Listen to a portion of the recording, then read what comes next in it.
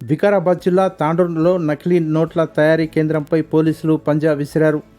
తాండూరు పట్టణం railway station సమీపంలో 4 వ్యక్తులు డూప్లికేట్ కరెన్సీ తయారు చేస్తున్నట్టుగా పక్కా సమాచారం అందడంతో పోలీసులు దాడులు నిర్వహించి వారి వద్ద నుండి 7,95,000 రూపాయల నకిలీ కరెన్సీ స్వాధీనం చేసుకున్నట్లు జిల్లా ఎస్పీ నారాయణ రెడ్డి, తాండూరు డీఎస్పీ బాలకృష్ణారెడ్డి, తాండూరు పట్టణ సిఐ సంతోష్ కుమార్లు తెలిపారు.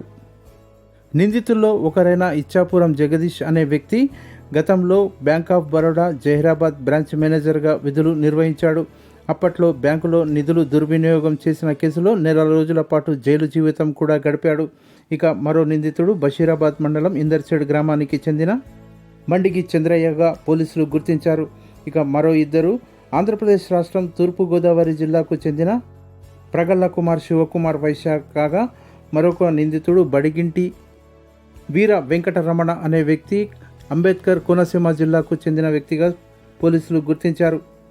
ఈ మేరకు తాండూరు పోలీసులు కేసు నమోదు చేసుకుని నిందితుల వద్ద నుండి నకిలీ నోట్లు తయారు చేసేందుకు ఉపయోగించిన CPU, కంప్యూటర్ మరియు రిబ్బన్ ప్రింటర్లను స్వాధీనం చేసుకున్నట్లు పోలీసులు తెలిపారు.